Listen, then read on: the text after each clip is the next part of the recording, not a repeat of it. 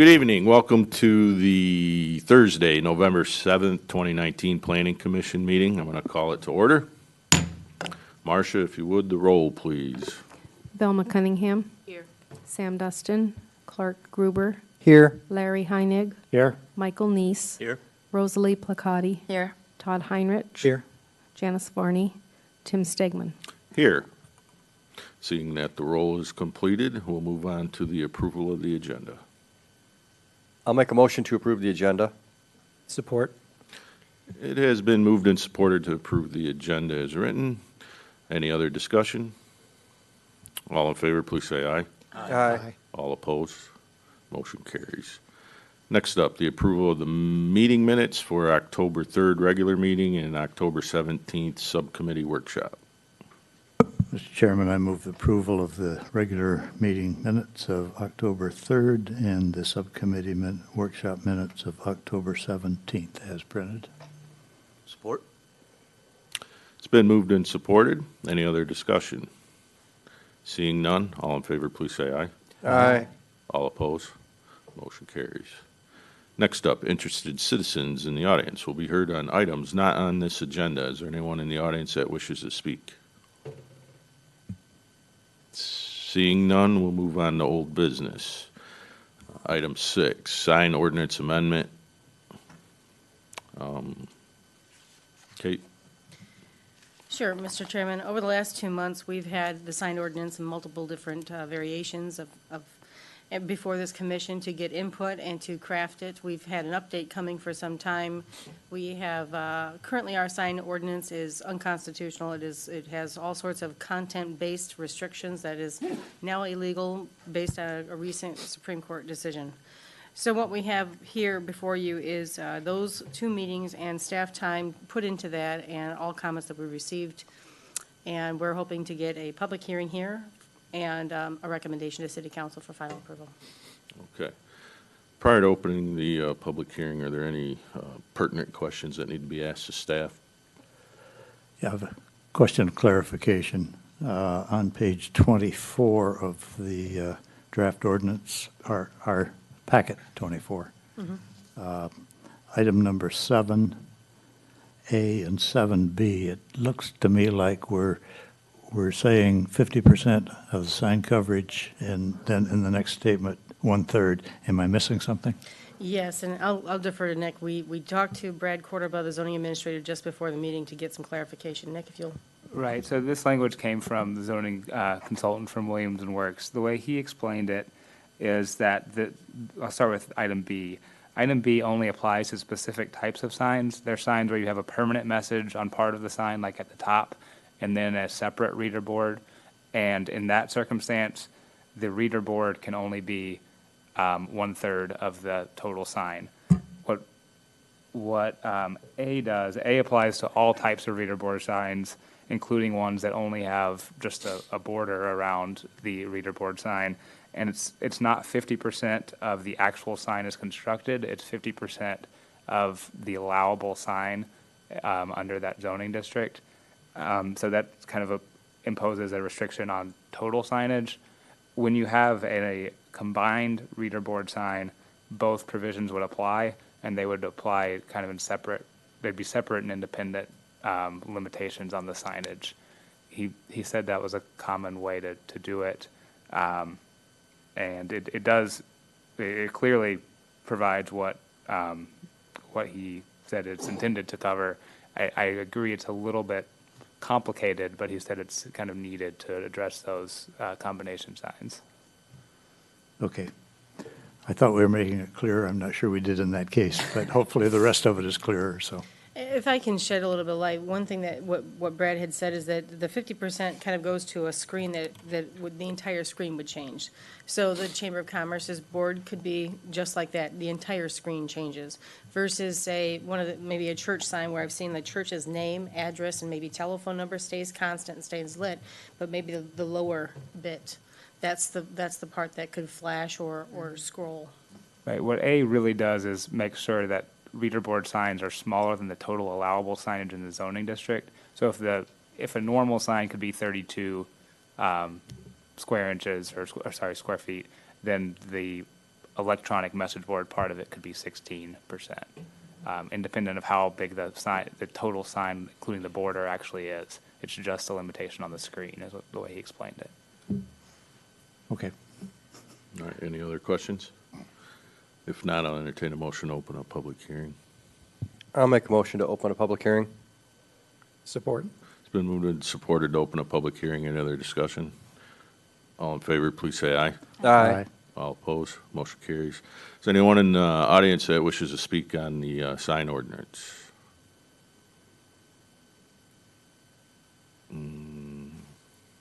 Apparently not. Okay, we can close it. Mr. Chairman, I move we close the public hearing. Second.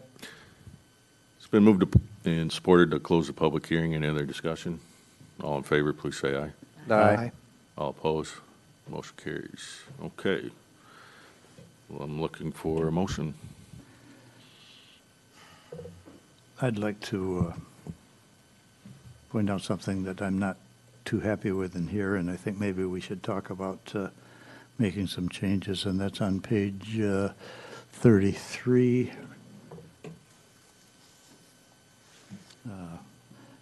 Number 6?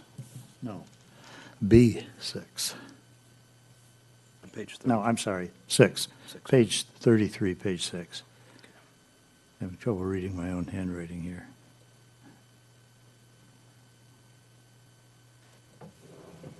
Page 33, item 6. Yes. A sign shall be removed within 30 days. Yes. That doesn't seem to me to be something that we would want to be asking for. A business closes, there's still a building there. The next buyer is probably going to need a sign, so that sign that's there, although not being used, when it's closed, is still a valuable resource. Take, for example, the fish and chicken on Broadway there. They've been closed for a year now, or maybe 2. I don't know how long it's been, but anyway, that's a building that probably somebody's going to come in and buy, and they're going to want a sign. So to require that that sign be removed within 30 days seems unnecessary.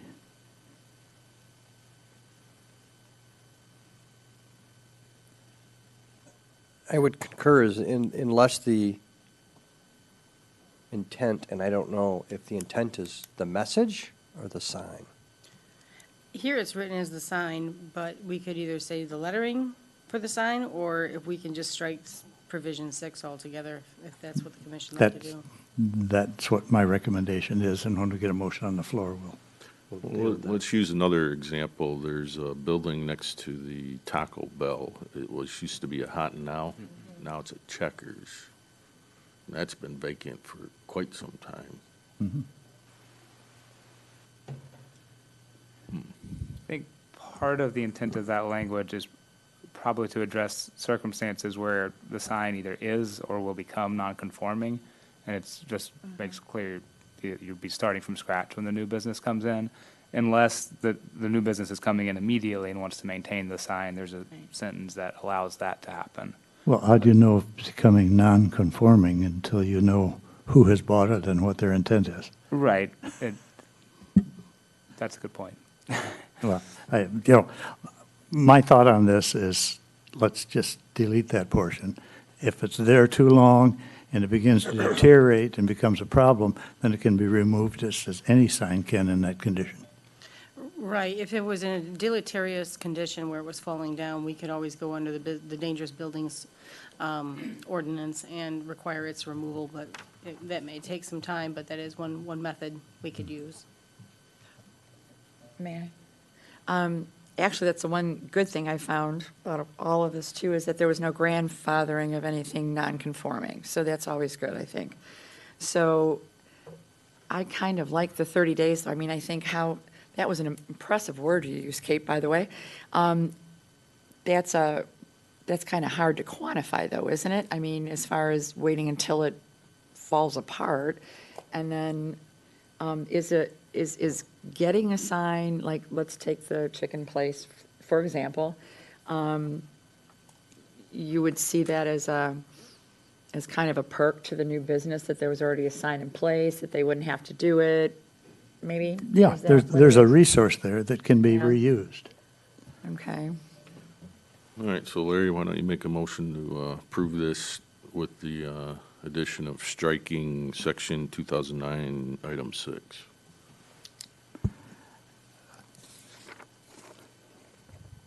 I move we approve the sign ordinance amendment as outlined in old business item 6 with striking of section 2001, 9.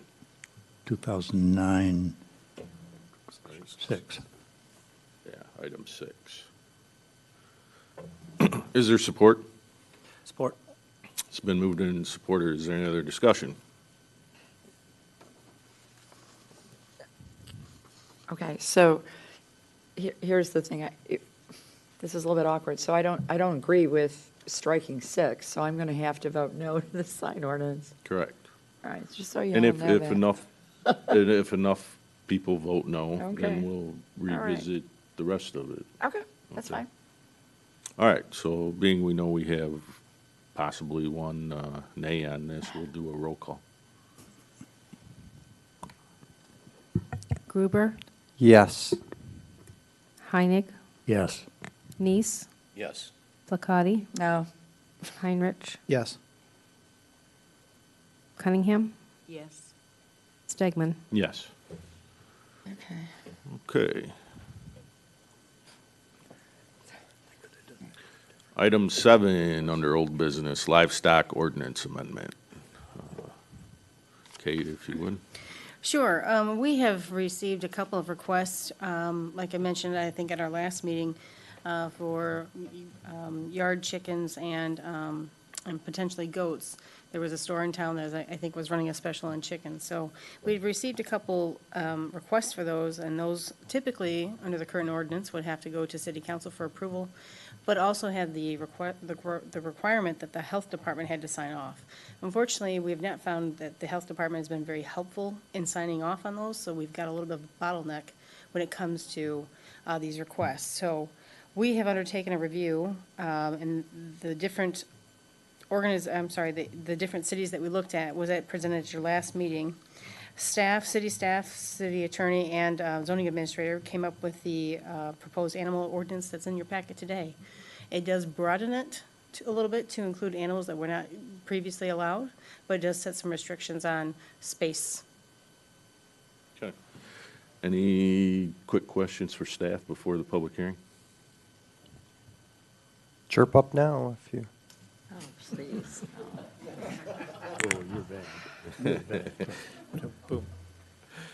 All right, let's do the public hearing. I move that we open the public hearing. Support. It's been moved and supported to open public hearing. Any other discussion? Seeing none, all in favor, please say aye. Aye. All opposed, motion carries. Anyone in the audience wish to speak on the livestock ordinance? Seeing none, I'll entertain a motion to close. Mr. Chairman, I move we close the public hearing on the livestock ordinance. It's been moved and supported to close the public hearing. Any other discussion? Seeing none, all in favor, say aye. Aye. All opposed, motion carries. Next up, I'll be looking for a motion to approve. I'll move we approve agenda item 7, the livestock ordinance, as. Support. It's been moved and supported to approve the livestock ordinance as written. Any other discussion? No, I'm just going to say, I wish, I saw all the different setbacks and in the rear yard and the, 10 foot, from the sidewalk or whatever. And sometimes I wish that the dogs, we had the same thing, because when the fences and the dogs come right up to the fence and you're walking, and some of those dogs come right up when you're walking your dog, it can get very dangerous really fast. So I appreciate that no pig or goat will come and get my poodles, but I kind of wish that we had some of those that security with our own dogs, but that's okay. We'll pay attention. Baby steps. Baby steps. Any other discussion? I think we'll just, all in favor, please say aye. Aye. All opposed? Motion carries. Next up, old business item 8, marijuana business overlay. All right. Kate or Nick? Or- Sure, Chairman. We have been asked, the Planning Commission has been asked by City Council to once again look at the overlay map. It has been asked by City Council that potentially removing Area 2 from the overlay map, and if Yeah, if we could get Jared that can get put that up. map up there. We have 2 maps put in the packet. One shows just Area 1, and then the second map shows both areas that we had, that the Planning Commission had originally submitted, but it's been hashed out to show that that would be removed. Mm-hmm. So this is the first map, and if we can go down one, that would be the second map showing the item, the area that would be, that is potentially being asked to remove by the City Council. Just a kind of a quick point on that. The city council's discussion on this was maybe a little bit ambiguous as to what they were requesting to be removed. And the way that I understood it is they're requesting the entire magenta area to be removed, that being everything south of Ellsworth. There was a lot of the discussion kind of specifically used the term Area 2. There was some reference to west of Blue Star, and a small portion of the magenta area actually is, I'm sorry, east of Blue Star. So you could interpret that to mean they wanted to include that part, so that we don't have to come back here again. If we could discuss both of those 2 proposals and which you would prefer as a planning commission, to the extent you have a preference. That way, the city council can go with either one that they want to go with. The language in the draft ordinance in the packet would be having the overlay being just Area 1, excluding the entire magenta area, including the part that's east of Blue Star. Okay, I think that's pretty clear what's requested. Does anybody have any additional questions for staff, or want to discuss this prior to making a motion? Just a question for Nick, and I watched the meeting at least 3 times, so I think I'm clear on it. But this is not the only option the city has to restrict testing in what we've got labeled as Area 2, correct? We can do it by ordinance as well. So this is part of the ordinance. This would be part of the zoning ordinance. Go ahead. In the meeting, you raised that there was another process we could use, Mm-hmm. but it would require a bit more extensive work. Oh, I think you're referring to the idea of limiting the number of licenses? Correct. Yes, limiting to just 1 license. I guess the concern I still struggle with is, do we do what's expeditious, just because it can be done simply? Or do we respect the work that we did in the Planning Commission in establishing the overlays, making the recommendation to the council, and let the council correct it through what they have available to them? So, I mean, obviously, I really think it's a moot point at this point, because no testing lab's going to come in without the ability to test recreational marijuana as well. So I think as a result of the election, it's kind of a moot point. But on the other hand, I just see it as an easy way out, instead of respecting the differences in how the 2 processes work. You know, I think we did a pretty thorough review. I think we tried to make our decision based on data. I like data-driven processes. What I saw at the council meeting was largely emotionally driven, and I don't think there's a thing wrong with that, by the way. Emotions is part of politics. But I think we ought to recognize the difference between those 2 things and not disrupt the planning process to meet an emotional need that the council sees for their constituencies. I think they should take care of their constituents. I'm just not sure this is the vehicle.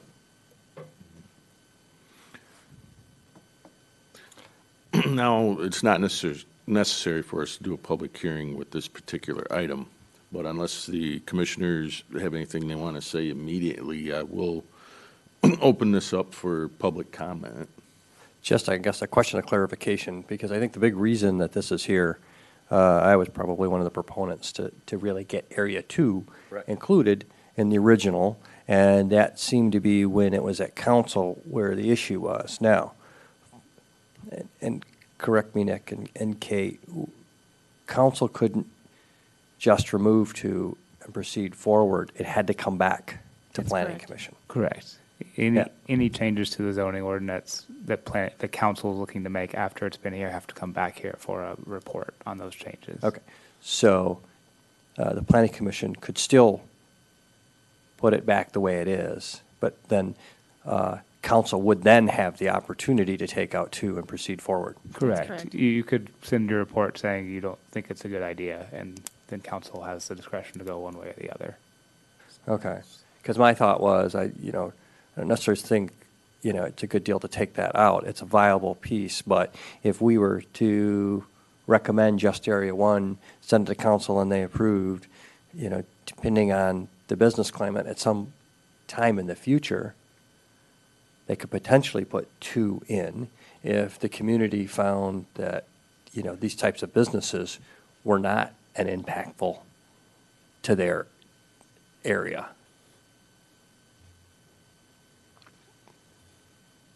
So Nick, quick summary, what marijuana-related businesses are legal right now? In the city of South Haven? Correct. Just the caregiver model where someone has up to 5 patients and grows marijuana in their home to provide them to those patients. So we could potentially have marijuana businesses throughout the city right now that we're not Yes. aware of. Yes, they would be in homes through with a pretty limited plant size under the 2008 Act. Okay. I think up to 72 plants. If you Yeah, have that it many is 72 patients, yes. plants. Just, It is just telling you, up to 72 plants is legal. Okay. And plus the recreational users being able to grow in their home as well. That's correct. And I just think that's a good point to bring up because, as you know, we spent a lot of time looking at buffers, and there's no buffer on those, right? So, okay, unless anybody has any more questions. I had a question, and I'm sorry. Comments. So the referendum that just passed, though, was specific to recreational, Correct. and the city has not adopted, though, anything then for medical, right? No, we have not opted into the medical, the Okay. the MMFLA, and we have opted out and will be continuing to be opted out for recreational under the MRTMA. Those are for yeah. business For types, but businesses, yes. for the caregiver model, although a Right. business, it's a smaller But scale. could the city revisit the medical? Yes, Yeah. so the referendum was only for. Right, no, I know what the right, referendum was for. recreational. So if the city did revisit the medical, to opt in or whatever, the overlay is important in that it would be only east of Blue Star. Correct. So Okay. this is a very limited opt-in for one type of business, but Right. the overlay it establishes is written so that it would apply to any marijuana business that is otherwise allowed. Right. That could be changed at the time when you bring in new businesses, if there's a desire to do that. But it's written to be a catch-all. There's just only one thing that it would be catching at this point, and that would be the safety compliance labs. Okay, I'm good. And then I'll just add, speaking to Mike's point somewhat, that we received this with the understanding or thought from city council that of the 11 business types, Right.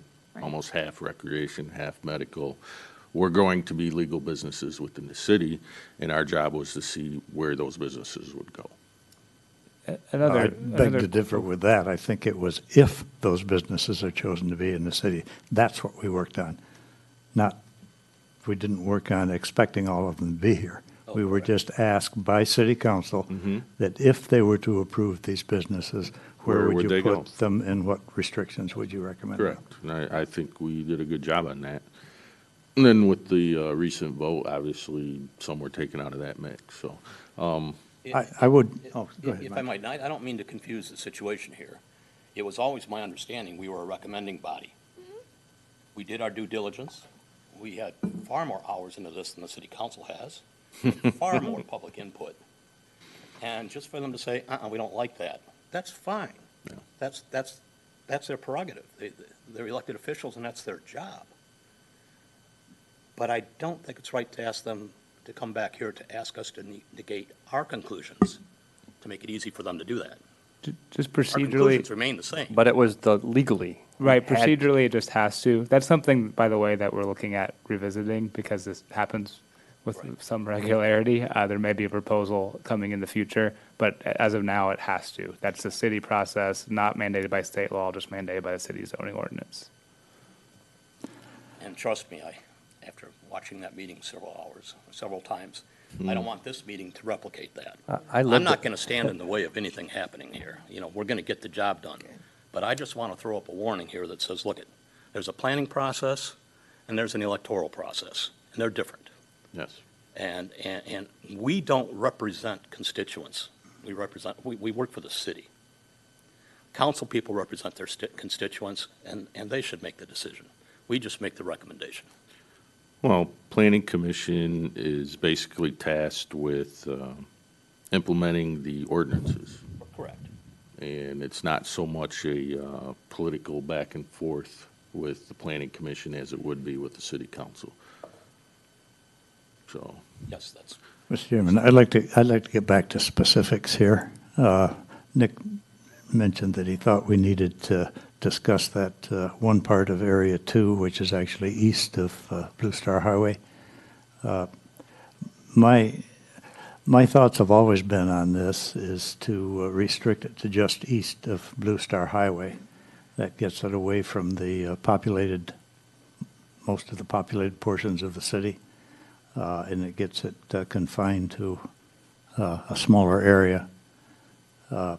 I see that one spot that's in question there is Area 2, and do we want to, I see that as just another location that would be appropriate for these types of businesses. My recommendation would be to make the overlay area be all industrial zone property east of Blue Star.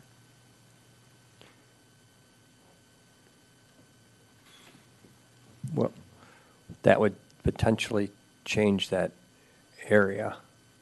Change what area? Well, wouldn't it change Area 1 then? Because Blue Star, Yes. So It you would, get rid of, yes. get rid of the B4 areas? Specifically, I'm talking about east of Blue Star Highway. Okay, It changes both areas. okay. all right, anybody else? All right, at this time, I'll ask anybody from the audience if they want to come up and talk to this item. You can have up to 5 minutes. You'll need to state your name and address, please. And how many plan on speaking tonight? Just give me a show of hands. So I got 2, Three. 3, You got one real low hand there. 3? Oh, okay. Just so we can kind of keep everybody in queue, so. Sir, if you come up first, yeah. Good evening. Nice to see everybody again. My name is Will Rogers. I am from HTS Direct. Make sure you use the mic, Oh, here, too. can you or hear me pull it to better you. here? Yeah. How's that? I should know how to use this. We bought 1310 Kalamazoo Street a year ago. And as you recall, it was getting a little dated. And if you've driven past there lately, you see what we've done. We've turned it into a gorgeous building. We have a concrete loading pad. We have a front parking lot. We've turned it into, we'll turn it into 6 units. And we have an opportunity, and we are in Area 2 that is shaded. We have an opportunity to lease a space of 4,200 square feet to a medical marijuana provisions company that would bring 30 employees to Grand Rapids. To South Haven, excuse me. So I'm asking if you would please recommend including that part of Area 2 to the City Council as they look at the different types of medical marijuana businesses they'll bring in, other than just testing, like they've already discussed. By by being able to fill this space would be very helpful to us. We put about $1.5 million into the building. We're very proud of it, and we're looking to fill up space. And I think it would be done in a very, very classy way. And I thank you for the time. Okay, All right. thank you. Next, please.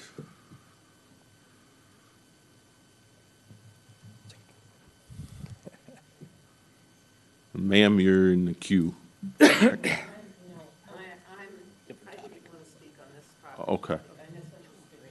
Okay.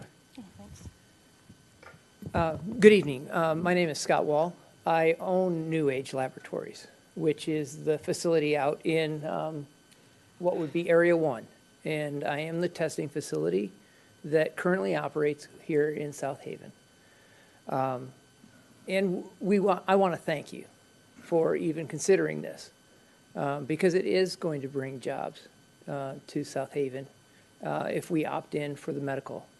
And hopefully in the future, we'll reconsider the recreational. So, I've introduced myself to the city council, and I had not taken the time to come and introduce myself to you. And I would like to, I guess, speak for the opportunities of the Area 2. It doesn't affect me, but I would like to speak for the opportunities of the economic advancement of South Haven, because it's not just about me. It's about our community. And a lot of the referendum on the proposal was all about retail, and it was about the proliferation of marijuana in our community. And the businesses that would be associated with some of these properties have nothing to do with the distribution of marijuana in South Haven. Those are the dispensaries, and that's only one category. None of the other businesses, the processing, the grow operations, the testing, the secure transport, none of them can legally dispense marijuana. But they would bring jobs. They would bring tax revenue. They would bring property improvements and tax base to South Haven. So I think that's really important for us to reconsider, to think about that. In that Area 2, we have a drug manufacturing facility. We have Albemarle. And when you think about the processing companies that would be associated with taking medical marijuana and processing it into medical grade pharmaceuticals, and this is a pharmaceutical plant. That's the kind of business that we're talking about, something that high grade, that type of sophisticated technology and science. That's the type of jobs we're talking about. So I would like to really suggest that we reconsider taking that large of an area and taking it out of consideration. When you think of the Goforth buildings and those properties that have sat down there vacant for so long, and the number of jobs that could go into there, it would be a shame to not let a $1 trillion industry not be considered for utilization into that industrial area. So, thank you, gentlemen Okay. and ladies. Scott, could I ask Thank a you. question? Yeah. If you were doing medical marijuana today, Mm-hmm. and we drove by your facility out there on Veterans Boulevard, would we see anything different No. If mean- we took a picture today, today And- before marijuana, and then And- after fully up and running, could we tell? we'd probably have 5 more employee cars. Okay, That would be about the only difference. okay, Yeah. thank you. Yep. Anyone else? Okay, seeing none. You got one. Oh, yep, please, come up. Name, address, please. 5 minutes. Jan Haglund, 811 Concord. I'd like to thank you for all the work that you have done on this. Personally, myself, as public servants, we appreciate you. But I still have a main concern about the buffer zones of the 200 feet. If we would continue with the medical marijuana, the 200 feet, I seriously think is very, very close to schools, to K through 12 schools, and to parks and to religious institutions. And I don't understand why you won't go with the 1,000 feet that the state recommended. I know that it is, that you have the right to lower it, but I'm very concerned for the youth of our community, and that 200 feet is just such a short space, just out in the parking lot there, basically. And so I would appreciate it if you would look at that. And also, what I understood from the city council meeting, the last one that I attended, that they were specifically sending back to, and maybe I'm wrong on this, but they were sending back to just have the facilities pass Blue Star. And so I would encourage you to do that. And I'm also concerned about the proliferation of many growers here. We know for certain from facts from other states that really the tax income that you would receive from facilities, whether they're multi-million-dollar facilities or not, the social costs are much larger than what the city would receive in taxes. And I believe that fact was 1% versus what the city would receive versus 4% in the social costs of what they have to handle. And that's similar to alcoholism. Alcohol takes in a huge amount of money and pays a huge amount of taxes, but you're upside down in it. Our states spend probably billions of dollars with it, so I would like you to keep that in mind when you make your decision. Thank you. Okay, thank you. Is there anyone else? Yes. And I'll just add, keep in mind, we do have our old minutes and the video recordings of these proceedings, and if you go back and look at those, you can see how the 200 buffer was reached. There was quite a bit of discussion on that. So, okay. Thank you. So my name's Rod Damaso, 101 North Shore Drive. So I didn't plan on speaking tonight, but as I listened to the commentary, is there another approach that is more viable? I know there's been a lot of good work done to date, but it seems like it's just a very few select individuals who want to, have the ordinance changed so that medical testing can be done. So, and I thought I heard something around a prior discussion that said, this is one approach. Another approach would be to build in just exceptions for those specific individuals, right? It seems like we're trying to bite off an awful lot here by putting this big overlay up.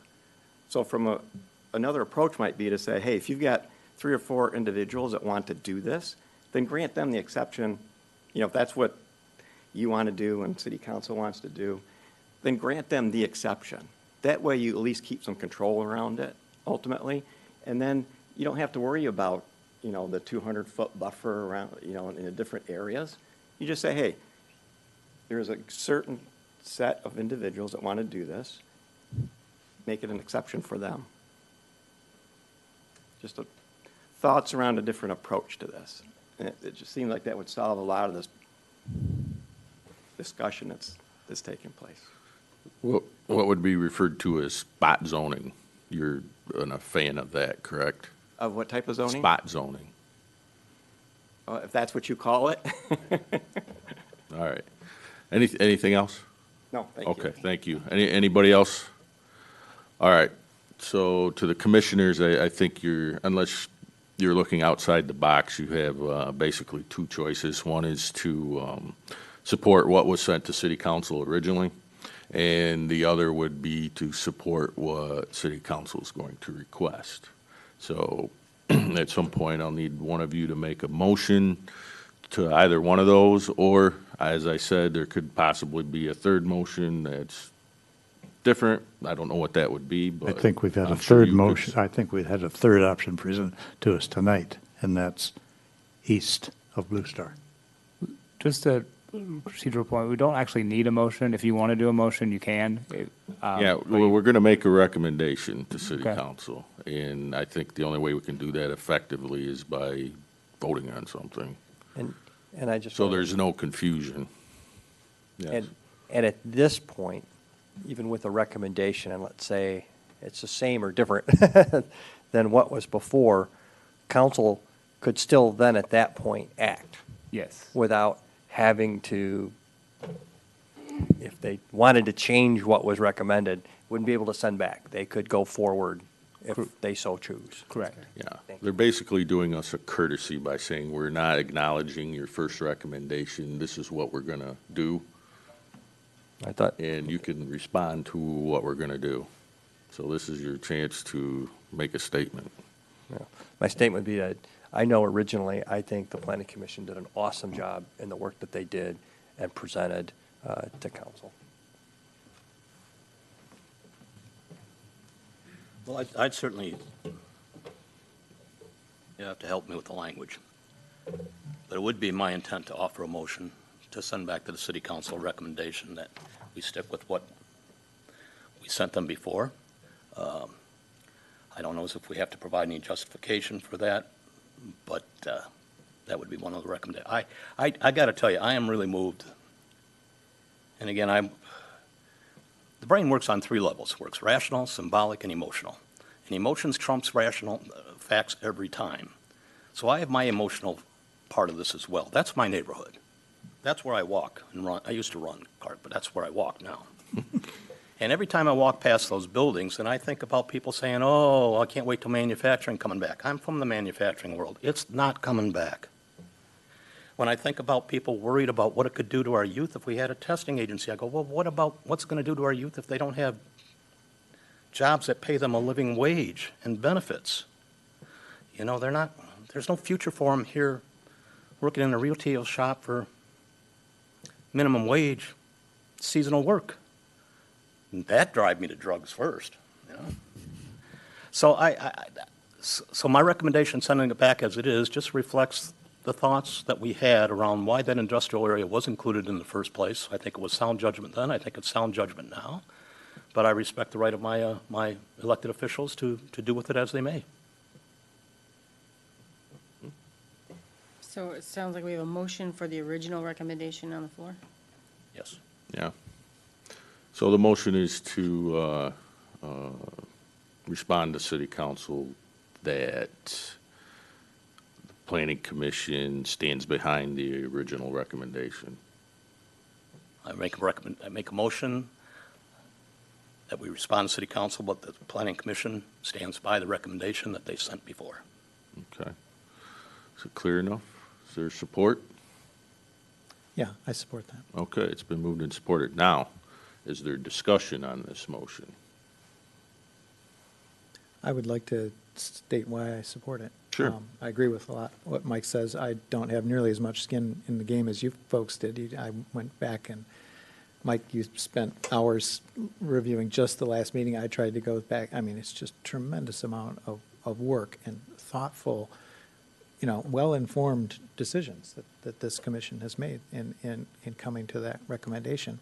And it's, you know, when I look at, you know, if I owned property as one of the speakers and here tonight, and this was an allowed use, and suddenly just my area neighborhood, it was no longer an allowed use, but if I had bought the same zoned piece of property a little bit away, it would be allowed, you know, I'd be pretty unhappy. And finally is that that marijuana of all sorts for medical and recreational it's a fact, and that businesses like New Age are going to help make that the marijuana that's available for whatever use a safer, more reliable product for everybody concerned. All of the state. I understand there's only a handful of these testing facilities in our state. I doubt we're going to end up with 2 of them in South Haven. So logic dictates that I think that keeping it consistent in terms of what's by zoning district is more logical and puts us on firmer footing. May I have a comment? And this is why I won't support that. Yes, manufacturing's not going to come back, but that's not the only use for those buildings. It's not either pot or manufacturing. There's what? It's not pot. Okay, cannabis, or medical or recreational. There's lots of other things. I mean, oh my gosh. And I think when we talk in those absolute terms, that is so limiting. And if those buildings, oh my gosh, I could think of a million things. The library, a youth center, housing, warehousing. I mean, look how many things we do online where you have to have space for it to go to before it's dispersed.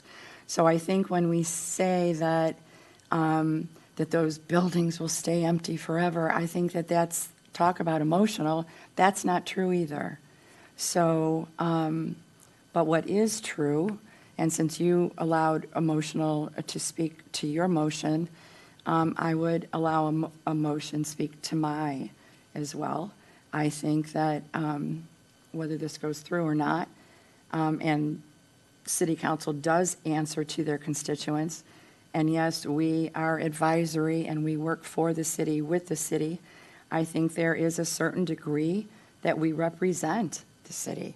So I just wanted to kind of get that in because it's just not that simple to say that it's, either cannabis or nothing and it'll remain empty forever. I just don't think that's true. And I think that's a misrepresentation. Thank you. Is there anybody else? And I would agree with you guys that keeping the options open at this point is still the best course of action.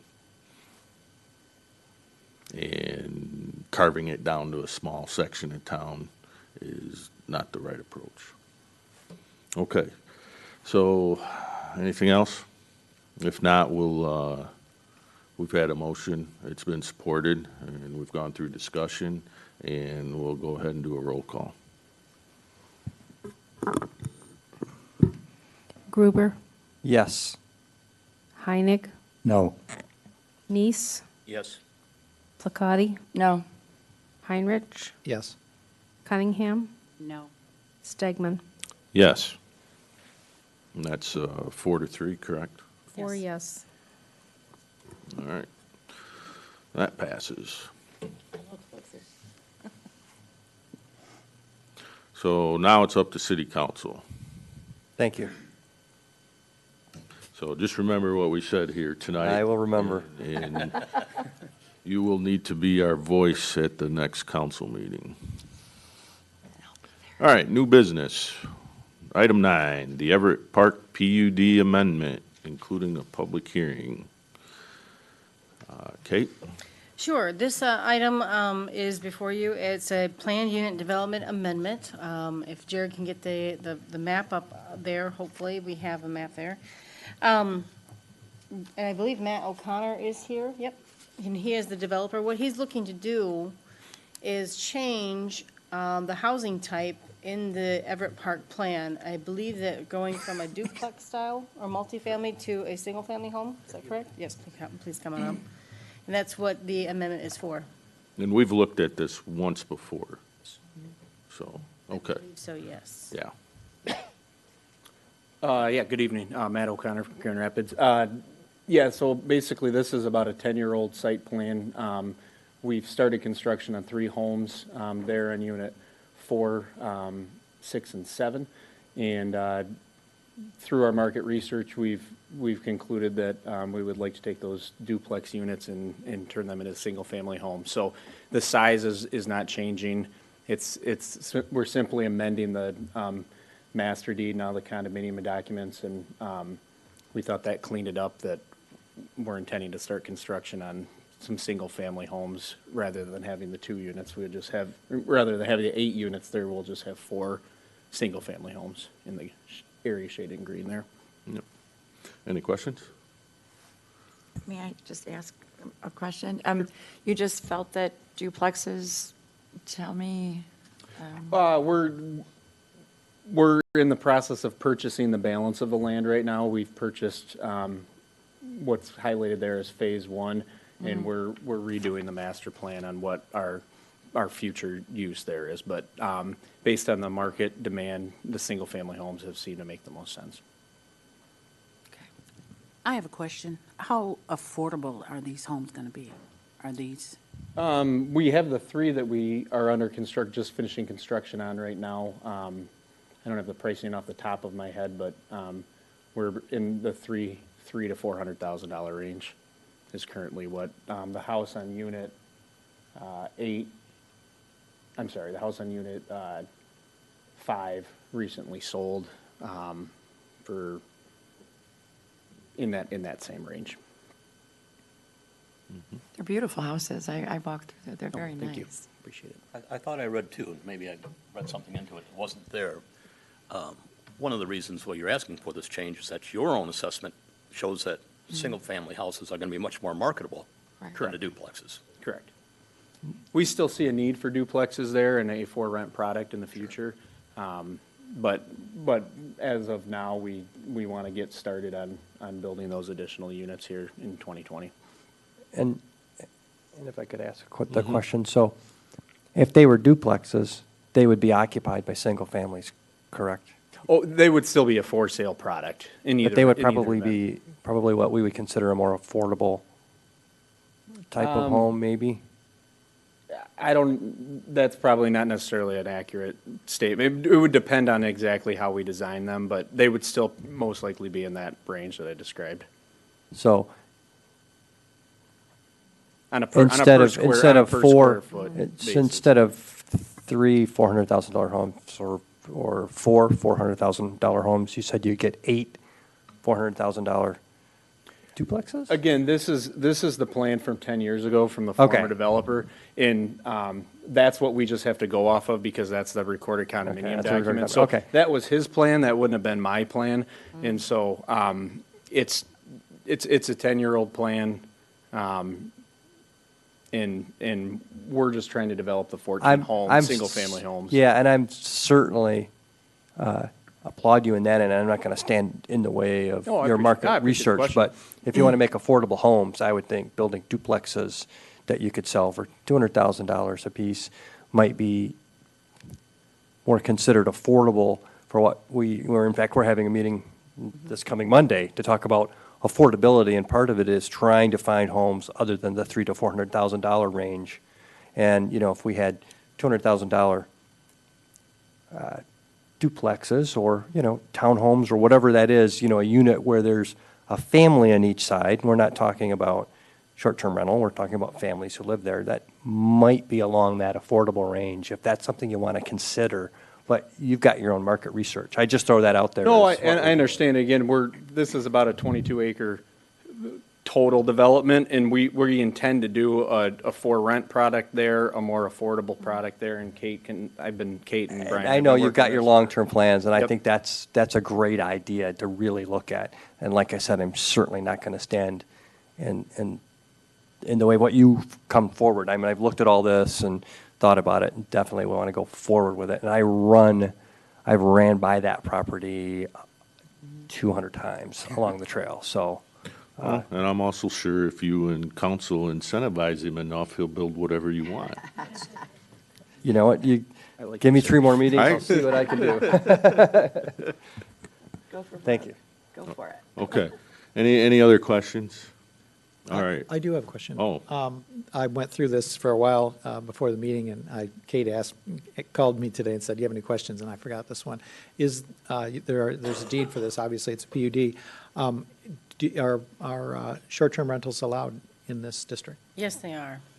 PUDs are exempt from short-term rental. This particular one is Yeah, they exempt from can the total elect it number. in either way. Yeah. All right, thank you. Thank you. All right. So let's get a motion. Oh, absolutely.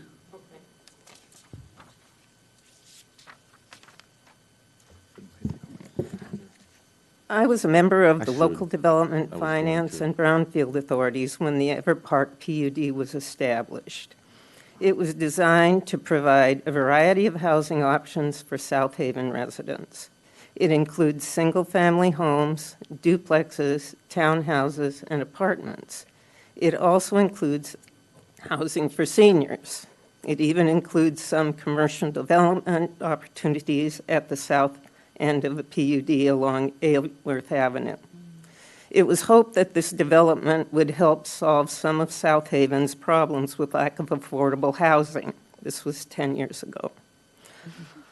The PUD provides for transitioning from less dense to more dense development as you move from Elkinburg to Aylworth and St. Joseph to Indiana. The development of this property has faced some difficulties. First, it includes the former National Mortars property that was contaminated with heavy metals. This property has been cleaned up, but not to residential standards. Digging is only permitted above a certain level. I believe this level is 8 inches, but my memory could be faulty. There are signs at the entrance to the property that says soil beneath the notifying fabric may contain heavy metals that may be harmful. Digging is prohibited. For this reason, I didn't believe that this property was suitable for single-family homes at the time it was established, and I still don't believe it is. It makes gardening and landscaping difficult. For this reason, second, the PUD was established just before the financial meltdown, which made marketing of housing difficult. Since then, the housing market has bounced back, but the problem with affordable housing has only gotten worse due to the short-term rental issue. Developers have only built single-family residences in this area. They have not come close to using up the lots allotted to single-family homes. This subverts the intent of the PUD. The PUD should be looked at as a whole, not in pieces, particularly now that decisions are being made about the Overton property, which is right across the street. Therefore, I oppose changing the lots allotted to duplexes to single-family homes. Thank you. And also, I live in the factory condominiums, which is right across the street from this PUD, and I believe I should have been notified of this matter, but instead I learned about it from a former owner who was notified. And so I think that the process regarding this has been faulty. Okay, thank you. Now, like I said, I didn't identify myself. I'm Christine Valentine, and I live at 125 Elkinburg. back to what I was saying, I was going to entertain a motion for the public hearing. So if we can do that. I'll make that motion. Okay. Support. It's been moved and supported to open a public hearing. Any other discussion? Seeing none, all in favor, please say aye. Aye. All opposed, motion carries. Marcia, would you please include her comments under our public hearing? Okay, is there anyone else that would like to speak to this PUD?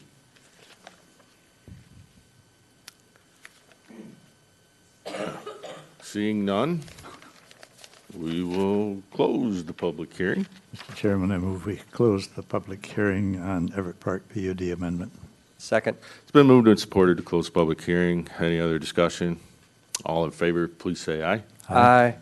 All opposed, motion carries. Okay, now we'll move to the actual motion for consideration.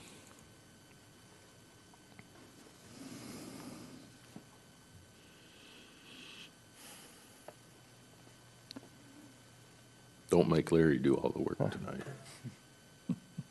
I'm looking for the proper wording, if I would need it, to make a motion to approve the Proposed. Everett Park PUD amendment.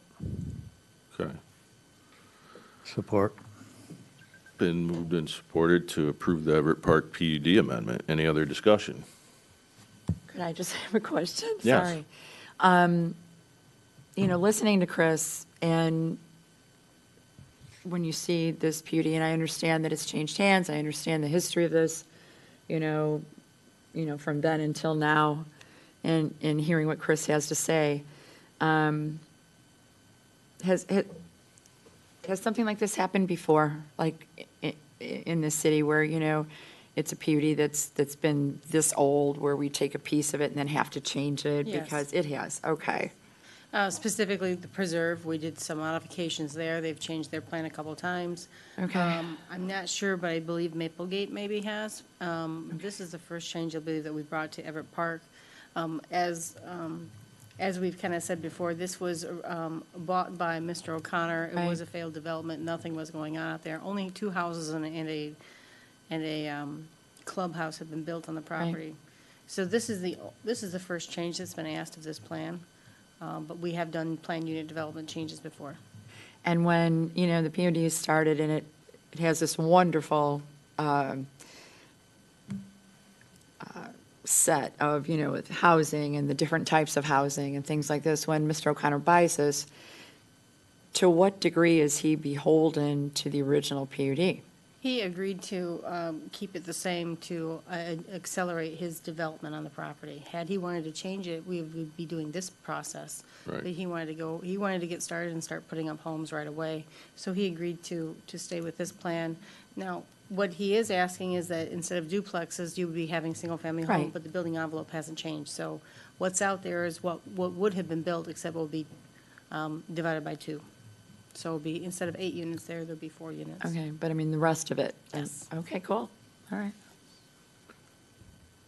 So, when Clark arrived earlier this evening, before we started the meeting, he made a comment, and I was like, yeah, you're right. And I don't know if you noticed who was one of Oh, the right. council people when this was originally approved, That's right. but it was myself. And a lot of people probably don't remember that when this property was sold to R.J. Peterson, the original documents included the railroad right-of-way. And at the meeting to approve that, I was able to withdraw that out of the contract so that the city retained it.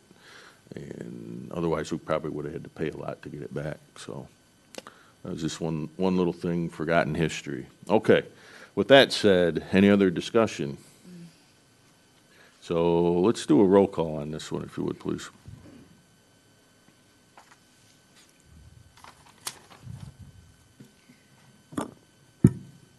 Heineck, Yes. Neese, Yes. Placati, Yes. Heinrich, Yes. Cunningham, No. Gruber, Yes. Stegman. Yes. Okay, the amendment passes.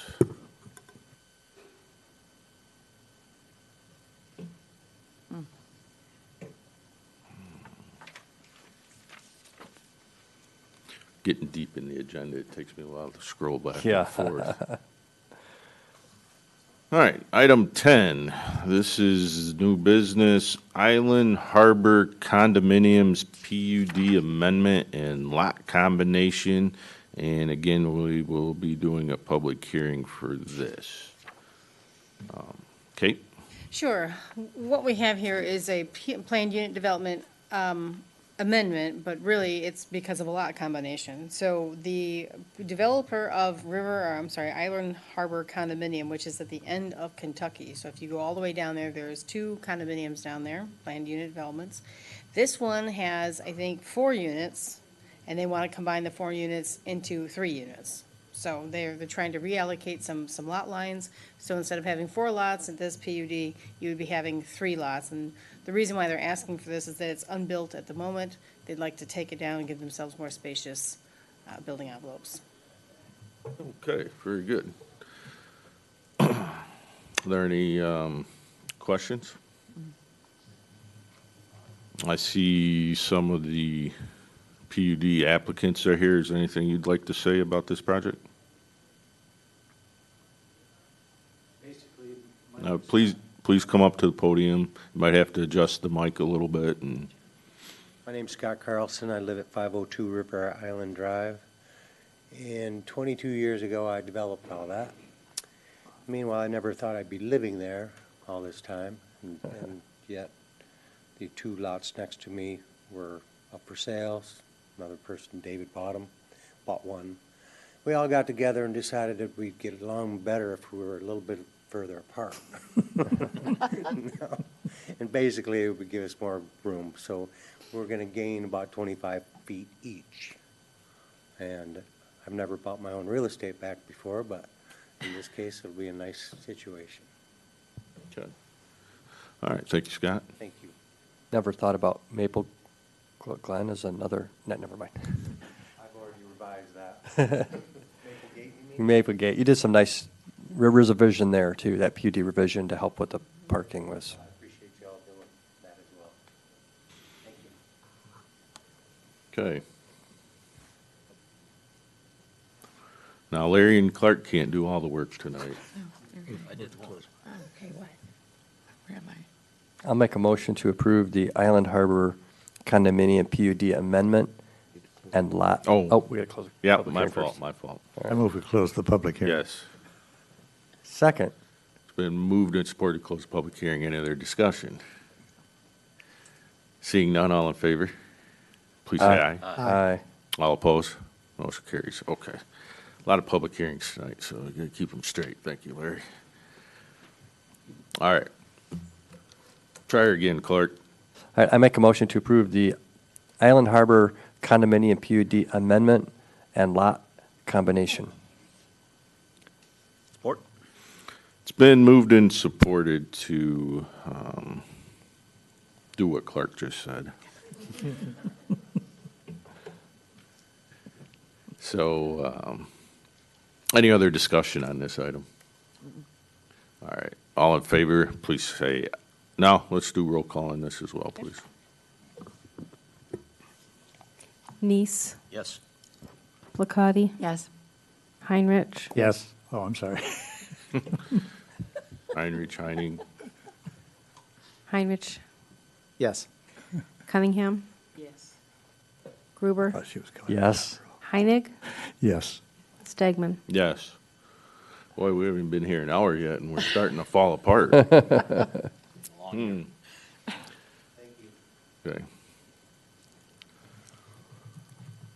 New business, item 11, land division zoning ordinance amendment with a public hearing. So, Planning Commission Chairman, we've have this before you. We've worked with zoning administrator Brad Cordoba and Deputy Assessor Jennifer Woodley, and of course Nick Curcio. What we've kind of found is that we had a form that is very dated and was not easy to use, but we also have some weird aspects in our zoning ordinance that requires quite a bit of approval by the Planning Commission before certain lot splits, combinations, and divisions can happen. And I think Nick's here to kind of walk you through some of the changes that we're proposing here. Okay. So this proposal really originated in the assessor's office. They do the administrative end of the lot splits, and we're having a very hard time understanding some of the provisions in the current ordinance. They brought them to me, and I also had trouble understanding some of the provisions in the current ordinance. So this kind of simplifies things in terms of wording things more clearly. It also kind of streamlines the process a little bit. The old ordinance could have been interpreted as requiring certain types of lot splits to come to the Planning Commission. I think historically that hasn't happened all that frequently. But this provides that the zoning administrator can approve any lot split combination, but also has the discretion to send them to the Planning Commission when there's one that's particularly complicated, as opposed to the language in the current ordinance made you kind of parse through the statute to see where you had to root something where. So this simplifies and streamlines that process. Lot splits really are just an administrative approval. The standards in the statute are pretty straightforward. It's just a matter of measurements. So it's not really something that needs planning expertise in most cases, and there are weird circumstances sometimes, but this ordinance gives you flexibility, zoning administrator flexibility to bring anything particularly complicated here if need be. Those are really the main changes. There's some changes in terminology. We're no longer talking about exempt splits, which is a statutory term. Everything's just called a division if it splits the property. A boundary adjustment if it moves the boundaries but doesn't change the total number of parcels. And then a combination if it takes two or more parcels and combines them into fewer parcels. So hopefully it's easier to follow. We've put together a corresponding form for the assessor's office that they're happy with, that they could use into this ordinance. That's all I have, if you have questions. Okay, anybody have any questions? All right, let's open the public hearing then. I move we open the public hearing for the land division ordinance amendments. Second. It's been moved and supported to open a public hearing. Any other discussion? All in favor, please say aye. Aye. All opposed, motion carries. Anybody in the audience wish to speak on this item? All right, I seeing. move we close the public hearing on land division ordinance amendments. Second. It's been moved and supported to close the public hearing. Any other discussion? All in favor, please say aye. Aye. All opposed, motion carries. Okay. If you have any questions for staff, if not, I'll entertain a motion for the approval of this ordinance. I do have a question. I'd just like to say to Nick that I think this was a good move to rewrite this the way you did. You took some of the legalese out of the ordinance and put it in very understandable form in the application. Very well done. Thank you. I'll second Larry's sentiment. Kate, how many requests do you have for? We get quite a few. We did have to bring one particular Yeah. lot combination here because it was quite unique. That was over on Black River Street, and I think Wells. But we get quite a few modifications, lot line adjustments, combinations. We have a new deputy assessor, so she's been kind of going through and kind of giving her expertise as she worked in Berrien County. So we've kind of seen some things, and as Nick said, this is something that's kind of germinating over time, just seeing that it's a little bit more confusing. When you have a hard time explaining how your form works to the general public because you don't really understand it, that's when we need to get some clarification. I just a comment. I've had some personal experience. We bought in a house in subdivision off of Pearl Street, and there had been lot swaps and trades, and it's all through the ravine. The farther we looked, the messier it got. I don't envy you this responsibility, but it would be even worse to put our problems that we have over there to a public commission. So. Have at it. I'll let the assessor know because she does a good job for us. Mr. Chairman, I move that we recommend to the City Council approval of the land zoning ordinance amendments as published as item 11 under new business. Second. Okay, it's been moved and supported to amend section 1704, et cetera, et cetera. Any other discussion? Seeing none, we'll go to a vote, and we'll go ahead and do a roll again. Placati, Oh, yes. Heinrich, Yes. Cunningham, Yes. Gruber, Yes. Heinig, Yes. Neese, Yes? Stegman. Yes. Okay, that's approved. That's basically our major business portion for the evening, and now we're going to do item 12, which is a short discussion topic just to get the ball rolling, and that's on golf cart regulations. That's correct. If Jared can put on the wheel control map, the golf carts were passed by resolution in 2018. I did link the, I'm sorry, 2016. I did link the resolution as well as the statute that the city used as the basis to opt in to allow golf cart operation on city streets. The regulations for golf carts is that they can only operate on roads that are 30 miles an hour or less. So that pretty much means any of the green streets, green or dark green, and the darker purple, which may or may not be easy to see, but I have a very, very good map we've handed out for a number of years.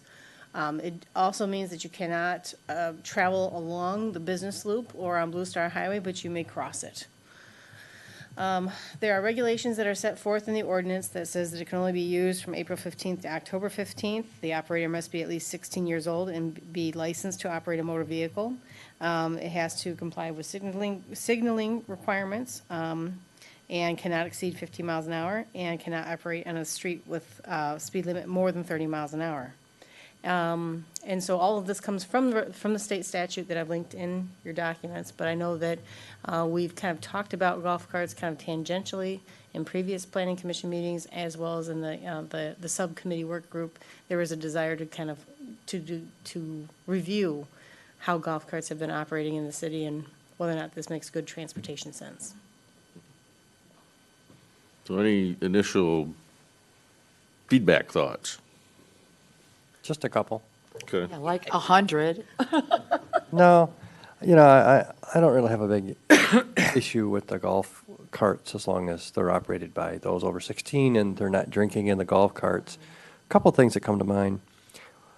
Driving in bike lanes might be something we want to, and I know that we just got a road diet, and most of that is excluded, but we do have bicycle lanes, I think, on Broadway north of Phoenix, and they're allowed to drive on that. And William Street has some bike lanes up and down there. And I do see from time to time driving in the bike lanes and then also parking wherever one can find a spot.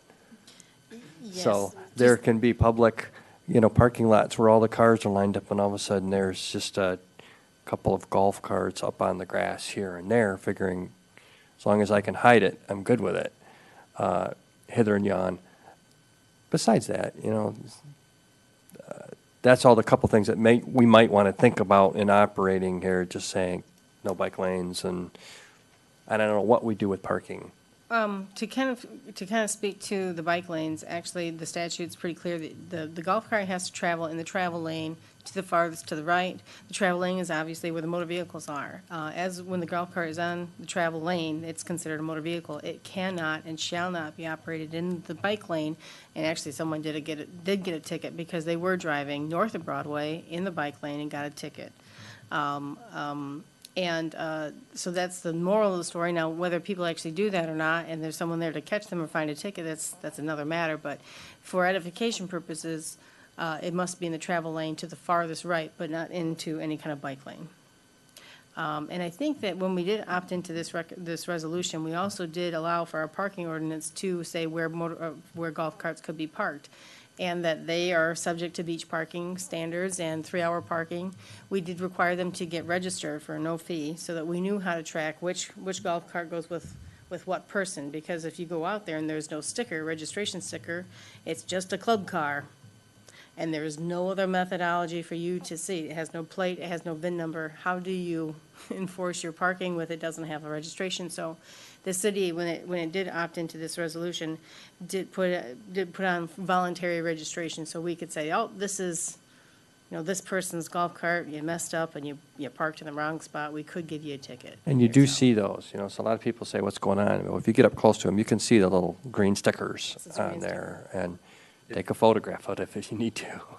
Did I just hear it's voluntary registration? Voluntary, I mean, if you see, if the cops see a golf cart that doesn't have the registration sticker, they can obviously stop and make sure that they get that. But it's voluntary and it's free, until It's required to be registered to operate within the city. Yeah. Voluntary, yes, it's a required sticker, but when I say voluntary, you have to go there unless they find you out there. Yes, you're absolutely right. It's a required sticker. So it is required. And Kate, I thought why am I thinking that somebody can drive it younger than 16 if there's a 16-year-old in the car? Why am I thinking that? Because you see it happening? Well, no. Oh, the things I see, that they're not on this list, but why did I think that was allowable? I don't know offhand, but I'm pretty sure that the ORV ordinance, which we did do about the same time, That does allow for some younger drivers, I believe. Maybe Nick can It's the chime into that. ORV, what is that? ORV, so those are the ones that are like Kawasaki mules or some kind of off-road vehicle with a roll cage. It's basically Okay. what people call a side-by-side. Okay. That would be an ORV. And they may have different rider standards because they can have headlights and seat belts and Well, and they whatnot. can go even faster, so we They let the can. younger ones drive those. Yeah, I can't really speak to that. I just know that for the golf carts, it's at least 16 years old. Okay, so there is some okay, so, Yeah, I didn't bring anything about ORVs. no, that's cool, because there are a lot of kids driving the golf carts. So, you know, I know that the city just put out that survey about, you know, not only, you know, the lifeguards, but, you know, are there enough police and things like that? I mean, you know, there are so many people driving with liquor, with golf carts, and people hanging all over it, and young people doing it, you know, you can't call the cops on this, you know, there's just too many other things going on. So, and as far as before April 15th and after October 15th, you know, that was happening all through the end of October, too. I've noticed myself that there are some people still driving their golf cart. As to the liquor, so I did talk to the police department and find out what kind of tickets have they issued, and they've said that they've issued about 3 tickets. I know that doesn't seem like very much, but as I said, one of them was driving in the bike lane. They did have an OWI, which is an operating while intoxicated. A person didn't think that driving a golf cart while intoxicated Counted? was illegal, but it is. And their main mission, because they've had numerous contacts with people driving golf carts, is that they're trying to educate. So that's why their ticket numbers aren't showing that they've been doing like targeted enforcement, but in talking to the sergeant, that he said that they have been doing quite a bit of education on people and what the rules are, so. I do a lot of education myself. And my husband gets very upset because he's sure that I'm going to get either hit or shot. I especially like the ones that drive right up on the overlook at Van Buren. I tell them that they probably shouldn't be up there, or the ones that are driving in Kids Corner Park. So, yeah. Yeah, if people Yeah. could just understand that it's just like driving your car. Would you drive your car into a public park or right next to the public bathroom? No, so. As long as it's just a discussion topic, I think one message I'd like to get back to the council on this issue is the education period should be over. Yeah. It's not working. And we've got to look at enforcement. Now, I know that we are really, really stretched for resources. Right. But so much from my neighbors, what I hear is a lot of stuff is ordinance-related in this town. We have great ordinances, but we don't enforce them.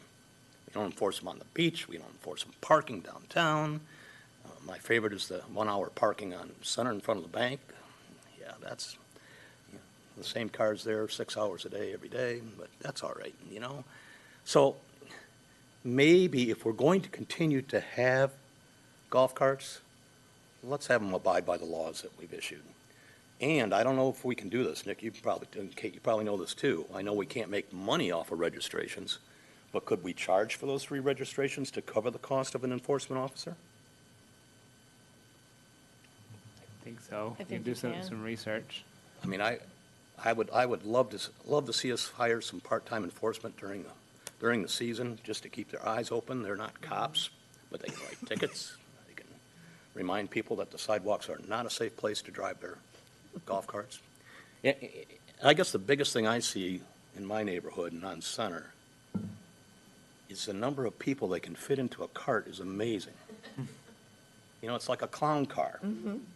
And I don't mean to joke, because I do get scared when I see that back seat, 3 people lined up holding 3 babies. Something's going to happen. My friends that are insurance agents are scared to death of golf carts in this town. They're going, man, they wouldn't touch them. They wouldn't touch them. And yet, I kind of wonder why we let them operate without having proof of insurance. They're a vehicle. So, I don't mean to be Scrooge, but it ain't working. And I'm not so sure if we looked at the perceived benefit of having golf carts, how does it serve the residents of the city to have golf carts? Or is it just a tourist attraction? We have to balance the investment for the return there. Kate, when they come to get their registrations, are they also given a list of the rules? Yes, my understanding is that the information center, that's where, so at the police department, that's where they're supposed to register. And they are given a pamphlet of the rules, the ones that I've read off to you. I mean, it's a pretty short list, but it's a pretty comprehensive list. And we've been trying to give out these speed limit maps, showing people where you can be and where you can't be. Okay, education period is over. That's the recommendation. Anybody else? I just, while we were talking a little bit, went and looked, there's a reference for State Ordinance 257.648. It's for bikes and other wheeled vehicles that are on public highways, and it doesn't require brake lights, for instance. You can check a box for $10 and get brake lights on a bicycle now. And, I think if it's a motor vehicle being operated on a road, it should have the same laws as any, what's the difference between this and a Tesla, driving around? I mean, it's an electric vehicle. I see these really cool ones that are stretched now. They're bet, real they're long. cool. They have 3 rows of seats that have, side barriers and everything. And those look great. And it's fun to drive around in the summer, I'm sure. I'd love. Yeah, this seems to be almost intentionally blurring. This is not a motor vehicle, and this is, and that they're the same thing. Well, I worry too that we're also blurring, what's the name of the retirement? The Villages in Florida? Is that where they have, that's the golf cart capital of the world? We're not a retirement village, we're a city. And do we really need golf carts in a city, period? That was my argument in 2016 that I still got outvoted. Yeah, I have used them on resort situations, and they're fun. There's a They're not tendency supposed on city to roads. relax and have the cocktail there, and, because there's a cup holder there. Yeah, they're fun, and that's a lot of what South Haven sells, is fun. I'm not, but there's within reason. Okay. Go back to an earlier discussion to talk about fun too, but I won't. So we received some off-the-cuff comments, and what do we want to talk about this again next meeting, or Sure, is there anything you'd like to, do you want some additions to what we currently have, or? I'd love, I don't know if this is possible, but I'd love for somebody from public safety to come in and talk to us about it. I can make that arrangement. I think even goofing around, as much as I like goofing around about this, I think Michael had a good point that maybe the education period is over. I mean, if we can make that recommendation, that, I don't know if that's possible. So all of us live in different parts of the city, and I think the common thread is we've all heard our neighbors complain in one way, shape, or form about the golf carts. And we're cognizant of the fact the Labor Day has come and gone, and Memorial Day is yet to come. And so we have a few months to look at this and maybe tweak it. So next week, or next time, I'll see if I can get some command staff here. And then, is there anything you'd like us to prepare for the next meeting for golf carts? Well, I think everybody had a chance to say a few things. They'll think about it a little bit more, and they can contact staff with anything to add, and then you'll turn around and share it with Okay. the entire group. Well, we can leave it at that for now, I think, so. Sound good? Yes, sir. All right. Moving on. Staff and commissioner comments. Does staff have any comments? The only thing I want to mention is that, as Rosalie kind of talked to me about before the meeting, we have our second housing session talking about affordable and housing and just dealing with the housing issues that we have here in South Haven. That will be this upcoming Monday night, November 11th at 7 p.m. at the South Haven High School at the Integrated Learning Center. Please do come. We are going to be talking about the way forward and kind of discussing some of our housing options. Let me ask you, has city council defined what affordable is? Yes, it really goes with the national definition, which is Okay. 30% of a person's income. Okay. Because I know that term gets thrown out kind of willy-nilly. And And what's it means affordable? different things to different people. That's correct. It's based on your income. So what's affordable for one person may not be affordable for a second. Really, it's just, it's a percentage. 30% of a person's income is what's deemed as affordable housing. Okay, very good. Everybody have that? And then from that standpoint, then you start looking at what are the mix of the available type of housing units within a municipality, and I think the smart decision was, we're gonna have to think outside the box, and when it comes to what is South Haven. I know we really wanna look at, within the city, especially this piece of property that we've got to work with now, is what can we do, what could we seed in that process of the missing middle affordability type of housing, because I think when you look at all of the subsidized housing within South Haven, I think I came up with something like 378 units within the surrounding area. But, you know, where can someone who makes too much money for subsidized find something, place to live? Who makes too much money? I think, too, I look forward to being able to discuss it. But that's just Sure. Monday. I always like to remind people, there's two ends of that affordability. There's the price of the home, and there's the income of the people trying to purchase it. So I think we also need to focus as a city on what do we need to do in our economic development to bring some jobs into town that pay a living wage.